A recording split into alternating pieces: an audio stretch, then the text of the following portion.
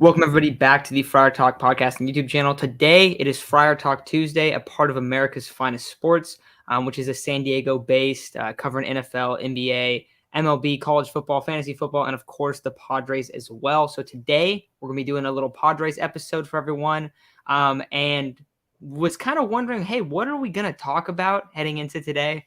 Wasn't a lot of Padres news, just kind of like talking about the lethargic offense, and that was about it. But now we have some news. We had a Tatis press conference today. I think there are a few really important takeaways from this press conference. So overall, Isaac, we could start with maybe the apology side of it first, and then we'll get into the surgery, get into him staying in San Diego, and just kind of the overall what this means for the Padres and what this means for Tatis's future. But in terms of the apology stuff, how are you feeling about Tatis's press conference today? Of course, I was never gonna hop off the Tatis train. I was always gonna have him be on my good side and everything like that, just because I am a really big fan of his and I understand that people make mistakes. And a lot of the argument was that he's made too many mistakes at this point, that he shouldn't be forgiven, this and that, void his contract. The whole thing of voiding his contract, we all know what would happen.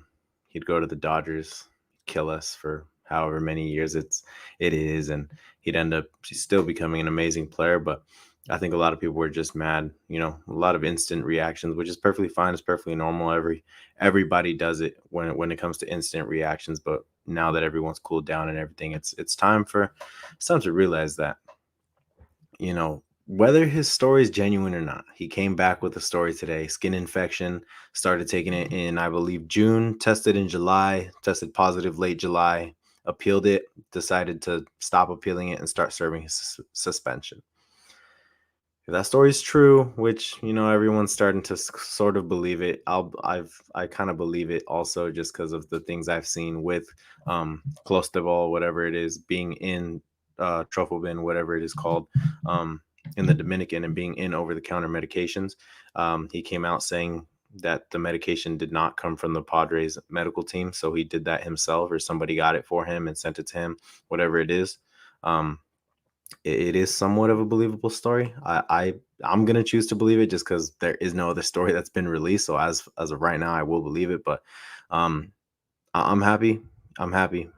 That's all I can really say. I'm really happy that he came out today and had his press conference, because I think it was such a, when is this going to happen? When are you going to talk to us? When are you going to talk to everybody? And he kind of did it all at once. He talked to Sadler earlier this week, I think. He talked to Prelli earlier this week. He talked to the team today. He talked to the fans and the press today. I mean, he's been knocking it all out. So he's doing everything right. I'm really happy to see it. This is kind of like the first step to maturity and growing. Just being able to grow as a human being and realize that, your mistakes do not define your future. Your mistakes do not define who you are, because you can grow and you can you can still be everyone's favorite. You still can be loved. It's just a matter of being able to find yourself, and I think he's doing that. So hopefully, also he's getting the surgery. I know that's huge news.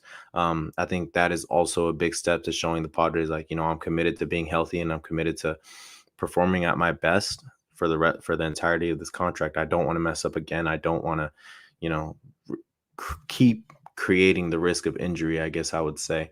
So, I mean, I think it is, in terms of just the apology, I was always going to accept it. Whether as a fan you accept it or not, that's on you. I think you will eventually when he hits 40 home runs again. But yeah, I was very excited to see that he spoke today, and I was satisfied with the result. Yeah, and it was interesting because for me, I was kind of going into it, and I like, because it kept coming up. Okay, he's going to talk to AJ Preller at some point. We're going to hear him say something. But I was kind of looking at it where my thought process was, okay, like, is it really going to mean all that much? Like, what is he really going to come out and say?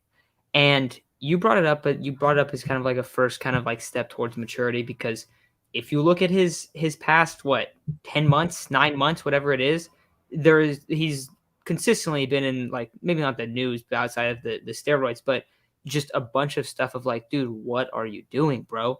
Like, just so much stuff like that. I know, I think it was Talking Friars posted something about it where it was just like all of the different things, and it was like little things too, but it was just like a bunch of dumb things. And if you read the little things, you're like, oh, that's not a big deal. But if you start adding them all up and you start adding that some of these little things turned into a much bigger issue, then it kind of was like, okay, there's some major red flags with Tatis. He basically came out today and said, and I felt like it was a pretty genuine apology. And I don't think I think a lot of people are going to be upset about it. I think that's completely fair. I mean, I get the frustration absolutely, and I'm definitely very frustrated that he's not playing this year as well. But he just kind of took ownership, and that was the part that. And Chase isn't here right now. He might be hopping on later, but that was his big issue with it all. And he brought it up, I think yesterday, and he was like, "Dude, just take ownership for what you did.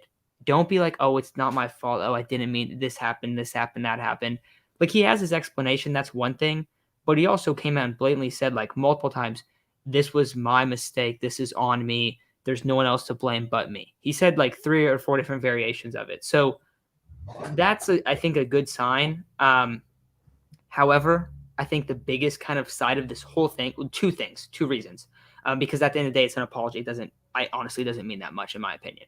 But the big parts for me are getting surgery, staying in San Diego in the offseason, and now the Padres can move on from this whole deal. Because we talked about it last night. It kind of felt like, I don't know. It kind of felt like there was some frustrations going on with like, all right, dude, what's going on with this? Like, are you like gonna like show that you've grown as a person, or are you just gonna say it? And it feels like he's showing it by listening to the Padres organization, getting the surgery. So I'm very satisfied with that, and I do think that getting the surgery was the right move. And ultimately now, we're probably not going to hear from him for the rest of the year, and that's probably a good thing. We're probably not going to hear about him until spring training, and for the team's sake, they can kind of get their mind off of it. He's actually going to stick around the team. Yeah, so I personally think that's really good. Just being able to stick around the team and just kind of do what you can, root for them from the sideline, because you messed up. You should be around. I truly think when you mess up, you should take ownership. You should stick around and don't run away from everyone. Just acknowledge that you messed up and try and earn everyone's trust again. But if for anyone who doesn't know, I mean, I'm sure everybody knows about it, but to kind of reiterate what AJ Cassavell said, started off saying he's sorry. Obviously, feels like he let a lot of people down. Then went on to say that he feels like he has lost a lot of love, and he knows he has a lot of love to gain back. But he also acknowledges it's going to be a long process, and that he's basically willing to get that process started. I think the first big thing about this process was getting that surgery. So, I mean, that what Cobra said is kind of my biggest fear too, that I know Bellinger had that same surgery. So it is a very big surgery. And I mean, granted, I think Tatis will be fine, but it is a scary thought, just because you already paid him so much money. But he took close. He said he took close to ball without checking with the team doctors. Tested positive in late July. Like I said earlier, appealed it, stopped appealing it, decided to just start his suspension now, which is really good considering, he should be, even with the surgery, he should be back to start the season next year. So it is huge for the Padres. I think it's a huge step for the organization, huge step for Fernando. I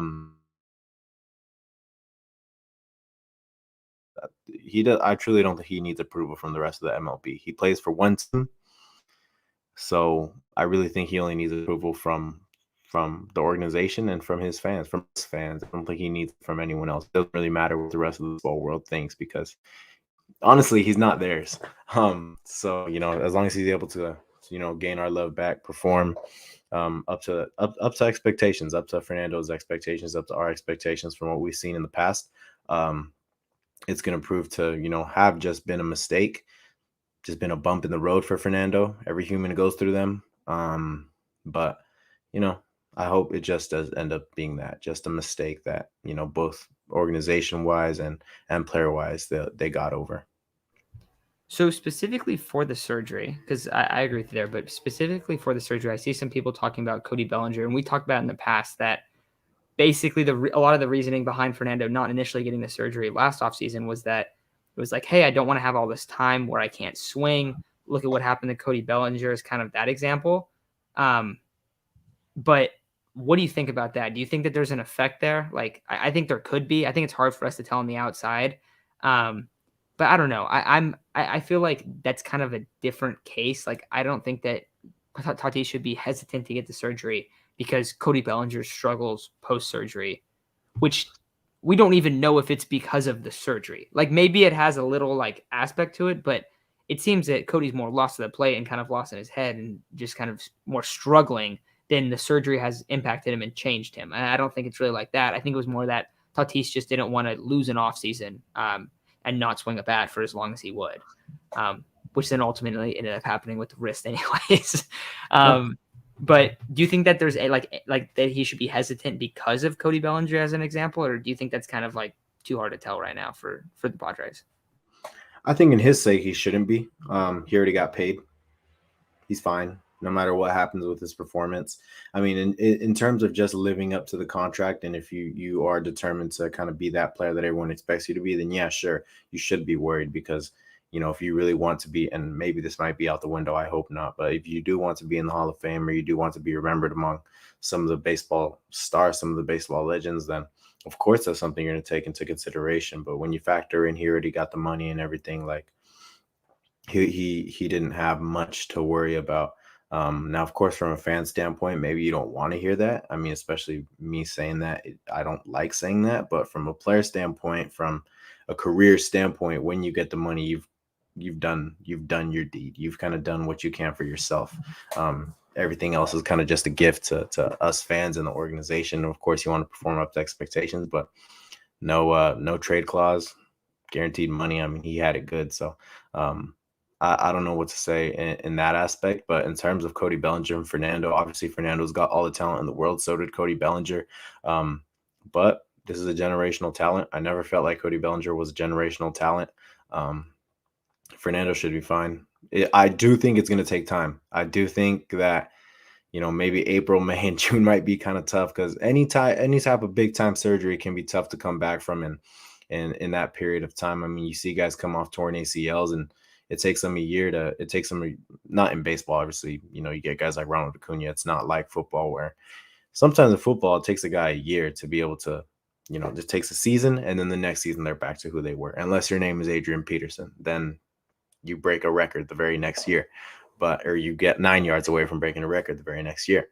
But with major surgeries like this, is more often than not that you see a player struggle than you see a player succeed right away. Though not all these players are Fernando, just like not every running back or whatever it was is AP. So hopefully we get, you know, almost immediate success. But yeah, when you look at it from a player standpoint, no, it shouldn't affect his decision. But when you look at it from a performance standpoint, of course. Yeah, and that's the thing is that now he's going to have a lot of time to rehab. He basically said he's going to get it as soon as possible, which is really good. He has probably until like, what is it, next May, most likely? Next April, May. Mm-hmm. So he has a lot longer than he would have had last offseason because he's already starting a month early and then he ends it like a month later. So he might even he could be ready by spring. That's what they're saying, that April's still a very realistic timetable. Yeah, so that makes a lot of sense then. So yeah, I think that right now, like when we look at the whole situation, him getting the surgery is a great sign. And we had talked about it before, just in terms of like, is it the best thing? We're like, look, it's kind of hard. Like, it's not really our call. We don't know how he feels. We don't know like how like a big of a disagreement it is between the team and him, where the team might be like, hey, yeah, like we're leaning towards surgery, but not a big deal. It seemed like the team really wanted him to get surgery, and he said, look, like I'm buying in. Like I've made mistakes. I'm basically gonna own up into it, and I'm gonna, you know, kind of listen to you guys from here on out. And it makes a lot of sense too. I mean, look at what they've built around in terms of the roster. Like they go and traded for his boy Juan Soto at the deadline, and then he kind of screwed up the season, where it's almost like, all right, I gotta own up to this. I gotta like, you know, move on and whatnot. So yeah, they also said, oh yeah, that's true. Rapboy says they also said he'd be ready by June about the wrist. Yeah, that's true. Yeah, so that's fair. That's why I think like the goal is for him to be ready by the time he's there. Hopefully he's able to be swinging a while before he comes back from suspension too, because that would be a big thing. If he hasn't swung a bat in like 6 months or 8, I don't know how long it'll be, you know, quite a few months, that will be a hard thing because it'll take him about a month to get up to speed in terms of seeing pitches and doing all that kind of stuff. Once he's able to start swinging, then it'll be pretty clear. I mean, that was kind of with the wrist too. Like he started swinging, and then pretty quickly after, like when he started swinging fully, pretty quickly after that, he was like, all right, he's about to rehab. He's taking pitches, and it like was not that long. So hopefully, but I don't know. I don't really know if I have anything in terms of Tatis about the press conference. Anyone in the chat, is there anything that we didn't really go over about some of the stuff he said? I mean, I already see a lot of people talking about the Hall of Fame since I brought it up. About what? About the Hall of Fame. Yeah. Does the Hall of Fame really matter? Not in baseball Hall of Fame. The baseball Hall of Fame is like known to be a joke because it contradicts itself over and over again. There's guys that are in it that, the fact that you have like that Barry Bonds is in it, but Big Papi's in it, and like other guys that are known steroid users are in it, it's kind of become a joke.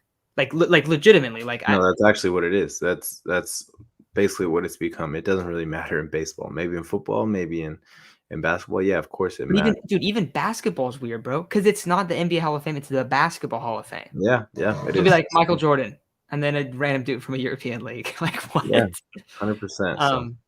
But yeah, that's the problem. Is there's so many inconsistencies in it. But in terms of Tatis making the Hall of Fame, it's like not really a chance now. Like in all honesty, unless the Hall of Fame completely adjusts in 15, 20 years or 25 years or whenever he's up for it. If he gets to the point where he's up to be, inducted into the Hall of Fame.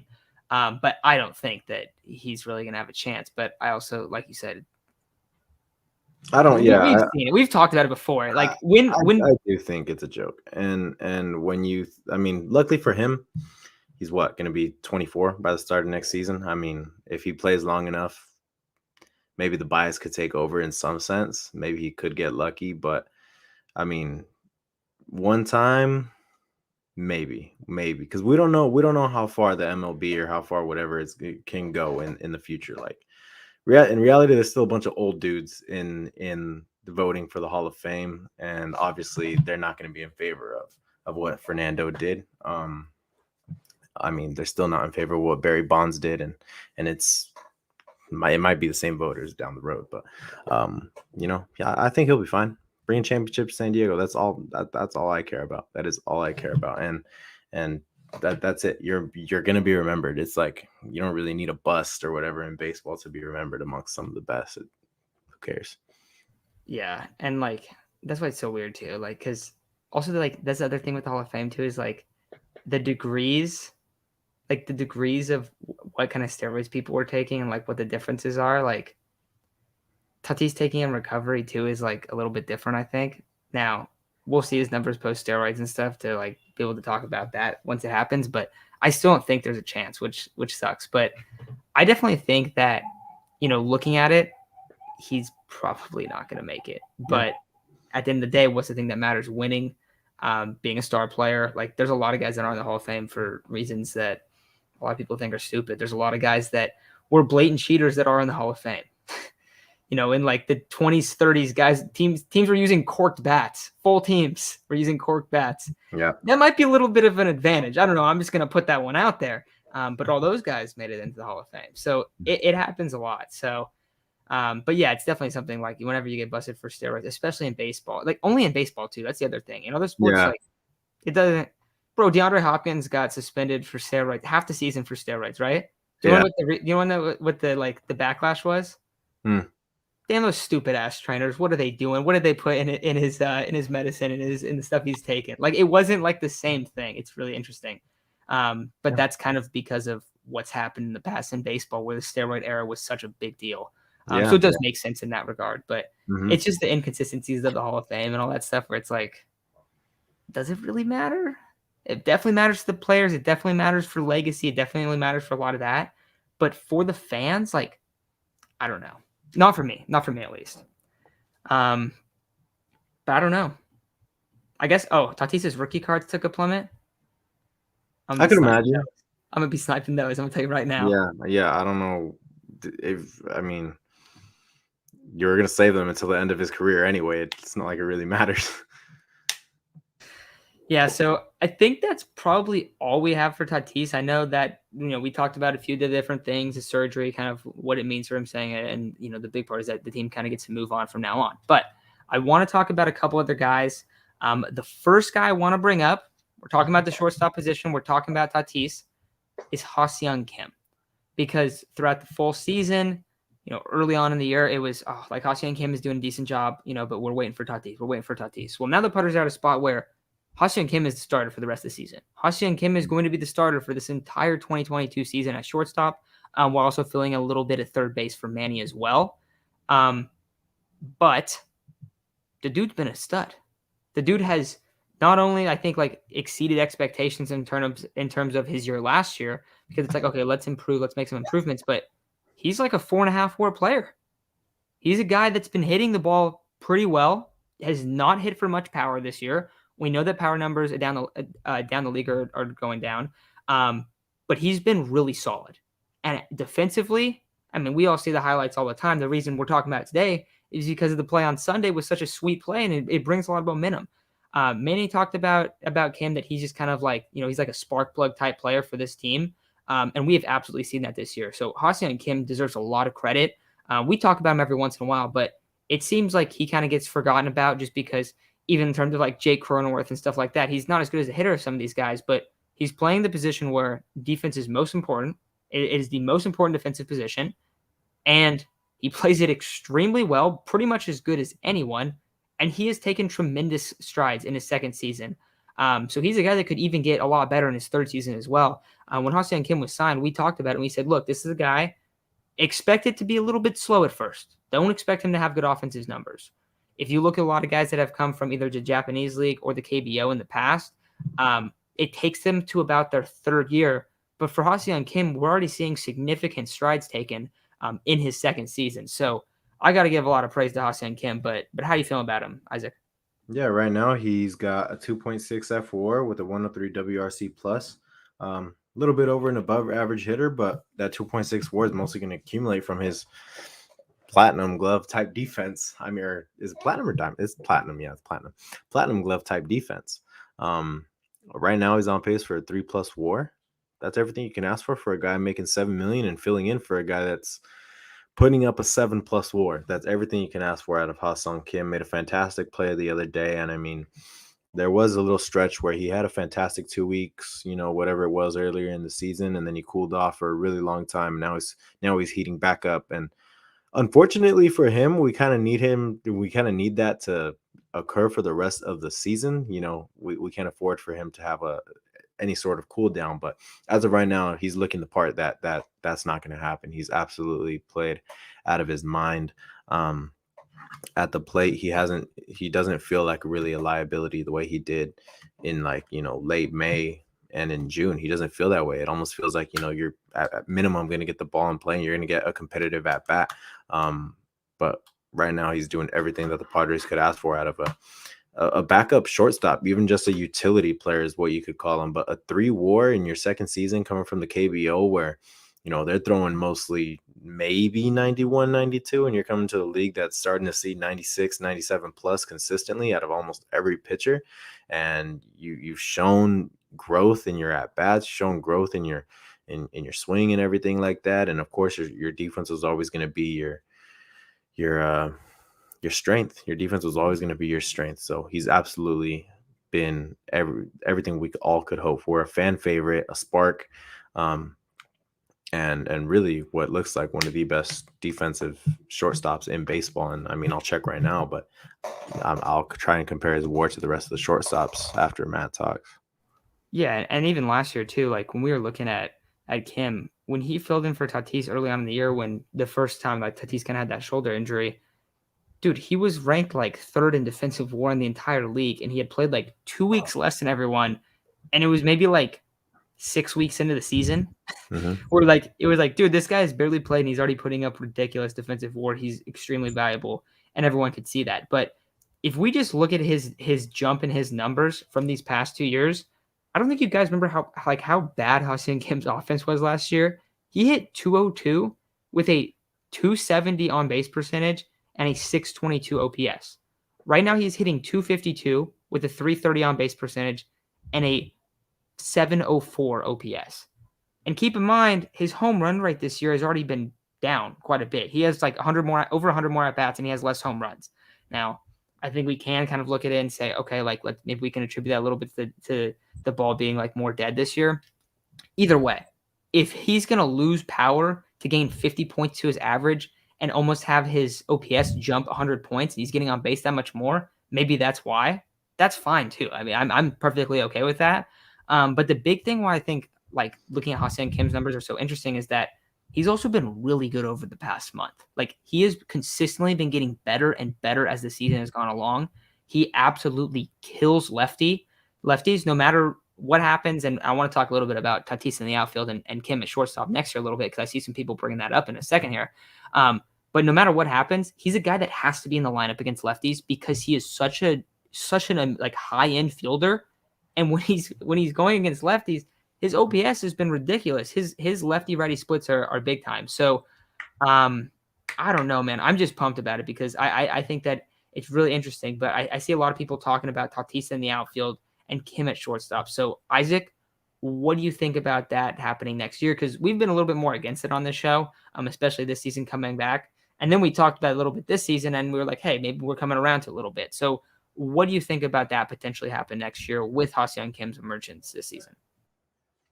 So as of right now, Ha-Seong Kim is a top 10 shortstop, whether it be at I think he's at 9 or 10. If you just going based off F4, that's it.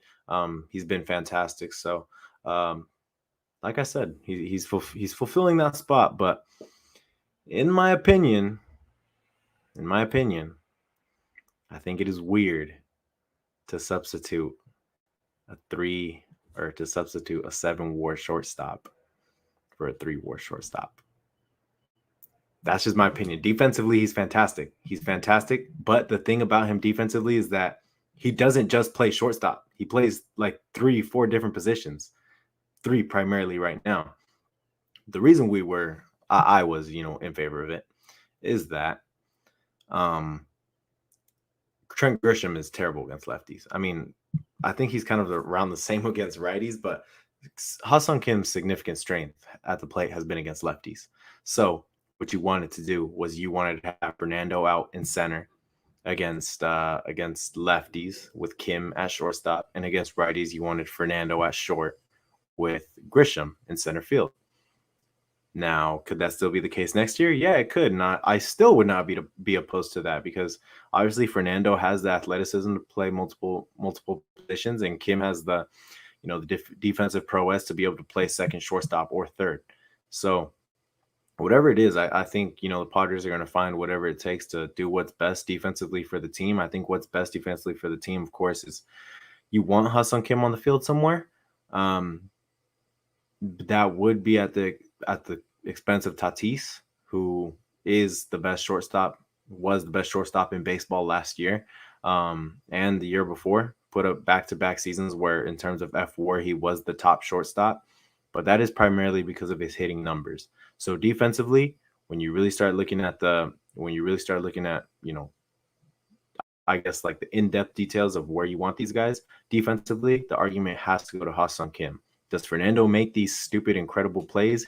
Yes, he does. He makes some plays that honestly no other shortstop. Maybe you can throw in O'Neal Cruz in there now just because that guy's also an athletic freak, but I have never seen any other shortstop make.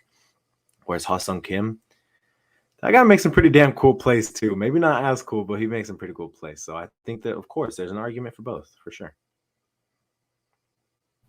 Yeah, and I think that most likely what we're going to see is we're going to see Kim in the lineup against lefties. The Padres should definitely have Kim in the lineup against lefties at any chance they get next year. If you look at his splits, so right now, over the full course of the season, he has an 830 OPS and hitting just a couple ticks below 300 against lefties, whereas against righties, he's hitting 231 and has a 643 OPS. So like almost 200 points difference between the two. Now, I see some people talking about he's been hitting righties a little bit better lately. I feel the same way. I feel like he has started to do that and pick up a little bit in regards to that. But he's still not posting numbers over the full course of the season that you don't really want him in your lineup against righties. However, as a depth infielder, I mean, that was what he was signed to be. He was signed to be a depth infielder for the team. And he's been a lot better than that. I mean, he's been a lot better than what they probably expected him to be. And that is something that is really, really cool to see because we've talked about it before. A lot of times, in terms of Padres development and in terms of Padres getting guys, they usually are not as good as they were before the Padres acquired them. And Ha-Seong Kim is one of the guys that has not been, he hasn't been that. And people, I remember in the offseason were complaining that he's making $7 million a year. Completely justified to make $7 million a year. And the deal looks pretty good right now as well. So I think that he's going to start against lefties. I think you're going to see Tatis in the outfield against when the lefties are there. And I do not think you will see Trent Grisham in the outfield. So maybe that doesn't mean that Tatis is necessarily in center field, but I think you'll see Grisham on the bench. In terms of against righties, I still think that Kim is probably your depth infielder. But think about that. If he's your depth infielder, you're still probably going to see him as a defensive replacement late in games. You're still going to see him give Manny off days, give Cronenworth off days, give anyone an off day if they move to DH that day, give anyone an off day or give Cronenworth an off, or not really give him an off day, but slide to second if Cronenworth is at first base. You know what I mean? So there's just there's still so much playing time if he's only technically a platoon guy against lefties and then your depth infielder. So I think that's absolutely what it's going to look like. In terms of Tatis playing center field, I see Steve Robinson says it right here. Center field would be good for him. He has a lot of speed. I think so too. I mean, if he gets a lot of offseason to work on it, he definitely could. When he played it late in 2021, he looked so uncomfortable. Like he looked lost, bro. But keep in mind, he picked up the position in the middle of the season. So we shouldn't have been expecting him to come out and be, Tatis looks like a natural center fielder or right fielder or whatever he is. We shouldn't have seen that. But I definitely think that, you're probably going to see him a little bit in the outfield, but I don't think he's going to be a full-time outfielder. I think at the end of the day, Tatis is still going to be a shortstop, and Kim is still more than less kind of your depth infielder at the end of the day, which, dude, that's not to slight Ha-Seong Kim. It's just that the guys at those three positions, if you were saying that Tatis is a shortstop, that they're all elite. They're all all-star caliber players. They're elite, exactly.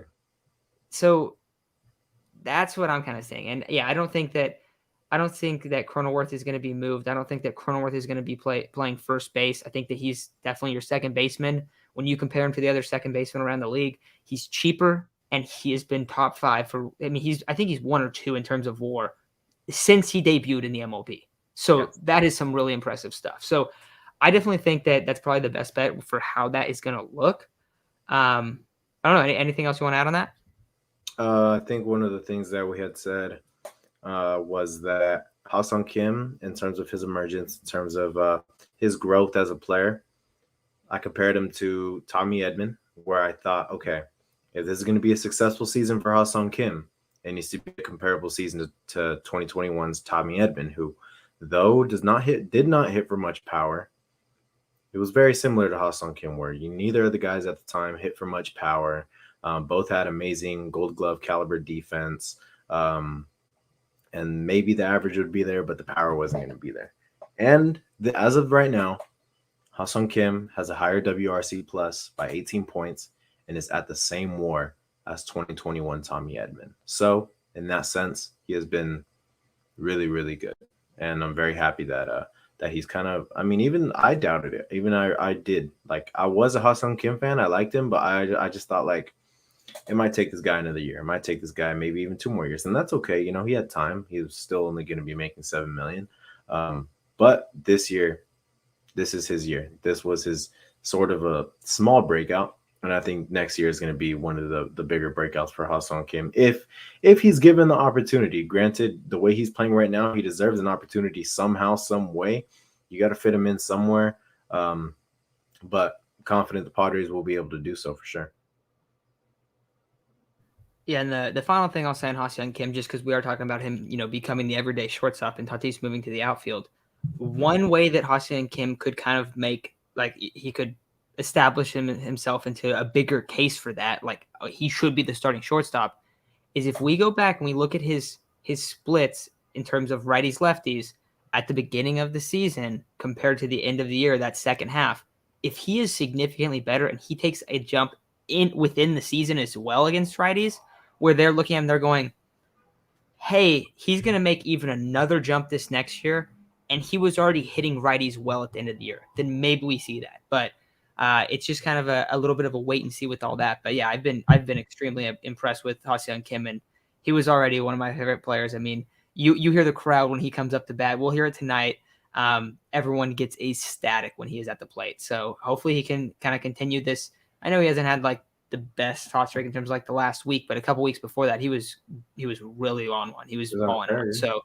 So hopefully, he stays hot. He continues to perform. He's been putting up great numbers throughout the season, but I've been super pumped with him. But with that said, I think we're going to get into kind of our final topic for tonight. Nick Martinez has been an absolute stud throughout this season. He has been a guy that he came in as the 5th, 6th starter. Some people were like, I don't know how much I like this guy. Mackenzie Gore's been better than him. Okay, we're going to move him to the bullpen. And then since he's been in the bullpen, he's got better and better. Is he the Padres' new closer? He closed their last game. Do you think that he is going to be the primary closer for the rest of the year? No. They got Josh Hader for a reason, and I think they're going to give Hader more chances in a little bit. Maybe after a few more games, of course they're going to give Hader more chances. I mean, quite frankly, with his reputation, he has earned more chances. When you look at his time in San Diego, it's like, I don't know. I mean, you kind of suck. But obviously, he's done enough to be able to warrant the opportunity to be the future closer for the Padres. I mean, just like Nick, even more so than Nick Martinez, he has one of the highest strikeout rates, I think, ever. Maybe of all maybe top 5 of all closers. I mean, he's been fantastic. So with Nick Martinez, you kind of just got to keep him in that like bullpen utility roles, I guess what you could say, where this dude could come out in the 5th inning and give you 3 innings. This dude could come out in the 8th and give you a shutdown inning.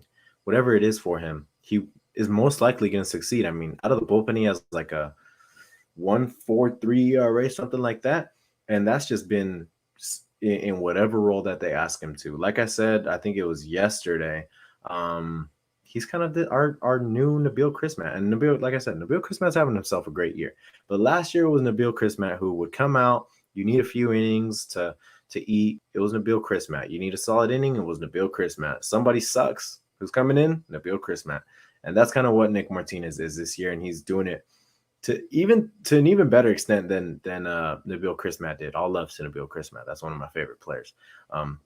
But Nick Martinez, man, what a stud! What a signing by Preller, because even I doubted it. I doubted it for sure. I was like, what the hell? Like, what the heck, man? This guy wasn't good at one point, and I don't know if he'll be good again. But prove me wrong. He's been damn good again, and he's been perfect out of that bullpen role. Very smart by AJ to put him in the bullpen, by the way, because I believe if he reached a 20 start threshold, he would have got paid a little more. So that was kind of clutch.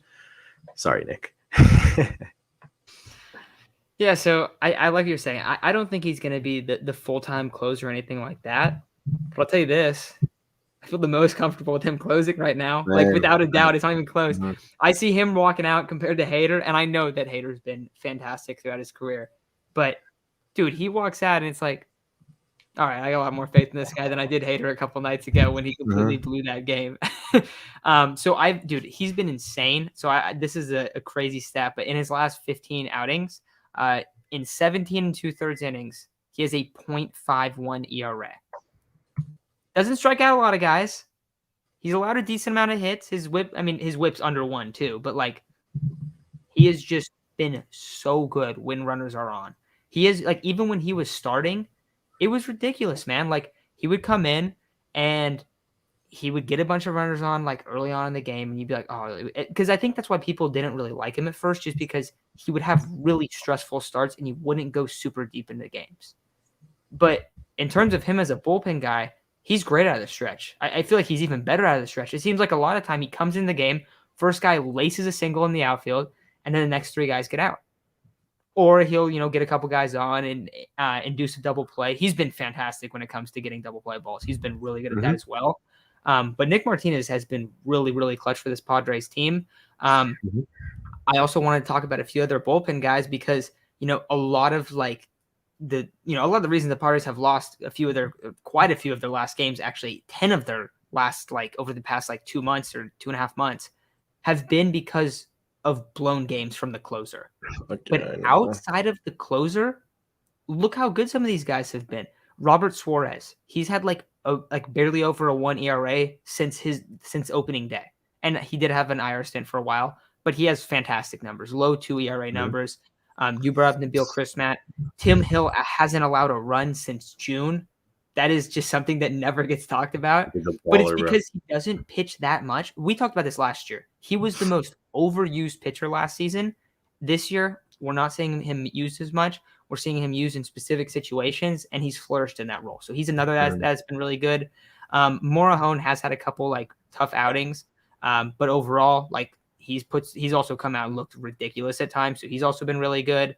And then Luis Garcia, I know a lot of people don't like Luis Garcia, but as a setup man, hopefully like a 7th inning setup man, 6th inning setup man, he's putting up good numbers for that. So he's also been a guy that's been pretty solid, and he's another guy that's kind of in that closer by committee role right now, just because he does have experience.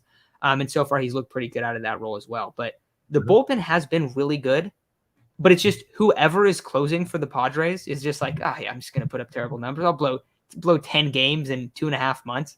Like that's a lot of the reason the Padres are not far ahead in the wild card race right now. They would be neck and neck with the Braves if it's not for their closers blowing a bunch of games in the past couple months. So, yeah, their bullpen has been hot. It started out this year, wasn't really looking that good, but you get a lot of these guys back from injury. Morahone was coming back from injury, and he's a guy that, I mean, we like him, but also Chase likes him a lot. You see Nick Martinez bumped into that bullpen role. You see Robert Suarez come back from injury, and all of a sudden you got a full different bullpen than when you had Taylor Scott out there and Craig Stammen out there and some guys that you really weren't very comfortable throwing many innings for you. So, yeah, I see Daniel says Stammen is now the designated lineup card holder. Yeah, it seems that Stammen is That guy needs to be taking new gone, bro. responsibility as a coach. I've been saying this since 2019, bro. Please get that guy off this team. I beg. Honestly, though, last year he was kind of good. I won't lie. But in terms of the bullpen, it's really not even at its full strength yet, I would say. I mean, you got Pomeranz hopefully coming back soon. Morahone still ramping up. You just actually added Jose. I almost said Luis Castillo. Charger fans know. You just added Jose Castillo today. Granted, it might not be for that long, but because he only took Yu Darvish's spot, but brought him back today, or brought him up today. Yeah, brought him back today.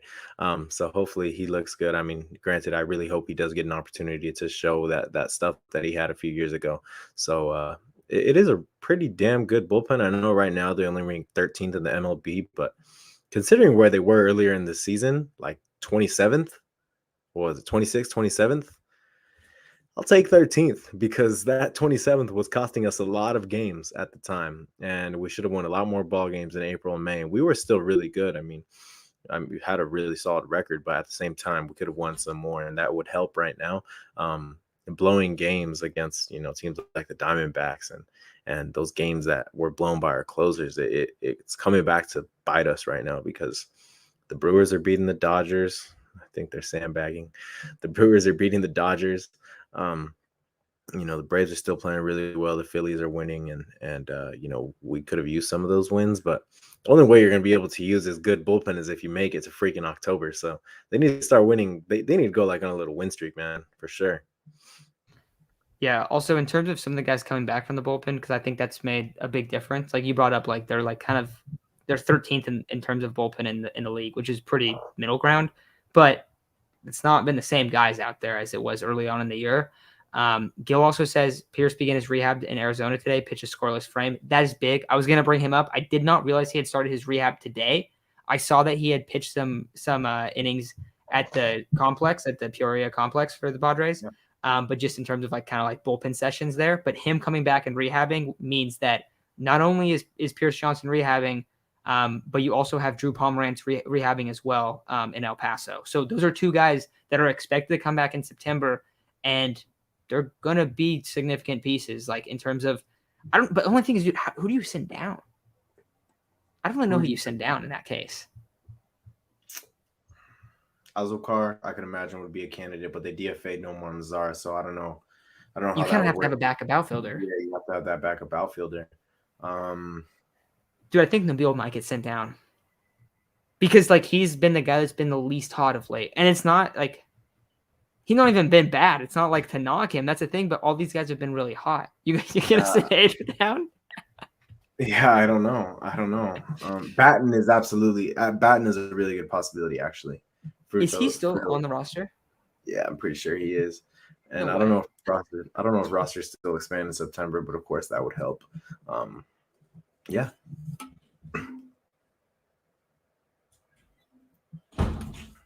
I'm seeing. I guess Castillo would definitely be a guy that would go down too. I'm trying to see who else is in the bullpen right now. Steven Wilson. Steven Wilson would get sent down. Oh, bro, please, dear God. But Castillo's only up because of you. Yeah. So that might just be like, we're getting our asses kicked, you know. So maybe you send down. Yeah, you probably send down Batten. Well, I don't know if you can keep that many pitchers in your rotation. Oh, dude, that's tough. I don't know. They're gonna have to send down someone. But let's see. Let's wait and see until both of those guys are actually healthy, because Pomerantz's been supposed to come back since like the beginning of the year, and it's been so slow for him to come back. And Pierce Johnson he was supposed to come back in like August. But yeah, I saw someone commented earlier that like the Padres always make their expected return dates like way too early. Dude, all of the relievers have pretty much had that happen. Even Robert Suarez, remember he was like 15-day IL, and then all of a sudden he was 60-day IL, and it was like, yo, what happened? And then he got surgery like later, and you're like, dude, he's been on IL for like 2 weeks. Yeah. So that's something to look at. Yeah. I see people say that Chris Matt has been a little bit bad lately. He hasn't really got many opportunities that much recently, as much as he was at least early on in the year. But I don't know. Like his course, like through the full course of the season, he's actually been pretty solid. Yeah. And then JDS actually says that the Padres have the 8th bullpen in the MLB right now. So that is a big jump from being almost like a bottom 5 bullpen like a month or two into the season earlier this year, which just goes to show that lately, even though that they've been losing games because of the bullpen, it's almost every time only the closer, which makes it that much worse. But yeah, I mean, I think this bullpen is going to be crucial down the stretch. When you talk about playoff baseball, obviously they're fighting for the playoff spot right now. But in terms of playoff baseball, your bullpen has to be really good. Your bullpen has to be rock solid, because yes, you're going to have your starters, but in playoffs, your starters get pulled early often. That happens because if it gets a little bit sus, and I guess we'll have to see with Bob Melvin, because we know that he is not a fan of pulling his starters early, but it's a lot more common that you'll see a guy get pulled early in a playoff game when he gets runners on. And it's like, all right, dude, we're turning over to the bullpen, and then the bullpen has to pitch, 5 innings, even though your starter wasn't bad and it's a close game. So we might have to see some of those games where it's like, all right, the Padres need 5 of these guys to go out there and be lights out. And especially in terms of 3-game playoffs, there's going to be a lot of pressure in those games. But yeah, that's kind of all I have right now. Anything else you wanted to bring up, Isaac? Anyone in the chat? Is there anything that we're looking at? And I do see that, talking about the bullpen, JQ says Pomeranz was projected like June, July. Yeah, dude, exactly. That is exactly. No, he's September now. It's early September. It's not even late August anymore. So he's just been pushed back and back and back. So that's why I'm kind of thinking, let's wait until we actually see it. Yeah. No, I got nothing. Time to go on a win streak. Take advantage of this upcoming schedule. Of course, the Guardians are a really good team. Need to beat them today. Need to beat them tomorrow. Go on a little win streak. And yeah, hopefully we'll be able to separate ourselves. Yeah, and I'm assuming that since Darvish is not pitching tomorrow, it's probably going to be Snell. No, it makes sense. It is Snell. Okay, yeah, because he would have had the off day yesterday anyway, so it would be on the same schedule. Final one to end it off. Who is a homer tonight? Soto, Bell, Machado, always an option. Let me go ahead and look. I don't even know the pitching matchup. It's Quantrill's tomorrow. It's the other dude. I forget who it is. Shoot. So Bell's hit 2 in a row. Bell's hit 2, yeah. Bell's hit 2. Bell's been hot. I'm not gonna lie, dude. I'm so excited. I hope Bell completely turns it on and just starts balling out. I really want to see that. More than anyone else, I want to see Josh Bell just be a complete monster. Me too, let me see what the lineup is too. I haven't seen the lineup yet today. I know the game starts in like 10 minutes, but let's see. Aaron Savali, he's not very good. Yeah, no, he's a 5. That didn't matter last series. That is true. Okay. Today I'm gonna go with kind of a surprise here. I'm gonna go with Jake Cronenworth. Cronenworth? They want to go to the Crone Zone. I hope so, man. Is the guy today a righty or lefty? Righty.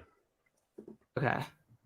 I'm gonna go Josh Bell again. Three in a row. I'm going Josh Bell. Okay. Josh Bell's the guy. I like Daniel's guess right here. Nola 3-run shot in the 6th. Oh my god. That's a sleeper. If you're that confident, put $5 on it. You'll be a millionaire if that hits. Trent Grisham. Hosmer. Hosmer's actually. I don't know if you saw this. Hosmer's actually on IL. I did. I saw that. But yeah, JDS says Nats pitching was not very good. Yeah, not the team that you should just be getting smoked by their starters. So hopefully the Padres offense gets kind of going a little bit. All of the last 2 wins, all of the runs have been from home runs the last 2 games. And that's only 4 runs. So they got to hit better with runners in scoring position. We talked about the Tatis stuff a little bit earlier, but you just kind of got to put it behind you. Got to move on. Baseball's, it's so much of a mental game where it seemed like that kind of shook them a little bit. They just got to be done with that at this point. But I think that's probably going to do it for tonight. Game starts in like 5-10 minutes. So hopefully the Padres take 1 of 2 or 2 of 2 against this really good Guardians team who has a couple big time sluggers. We called them last night the San Diego Guardians because of all the ex-Padres they have. But yeah, looking forward to the game tonight. Hopefully, I'm a big Cal Quantrill guy, so I'm excited to see him tomorrow as well. But got to get a couple wins. Got to go into Kansas City. Got to start beating these bad teams. But Padres got to get hot. It's becoming now or never time right now. So I get that the Brewers haven't been good. I get that some of these teams have been losing. The Phillies haven't been good, but you still need to win. That's the bottom line is you control your own destiny. We've talked about it. You get to 90 wins, you are going to make the playoffs. So start winning some games, start stacking some W's, and this team will be in the playoffs come October. But with that said, I think it's going to do it for tonight. We will talk to you guys tomorrow. But have a good night. Hopefully the Padres win.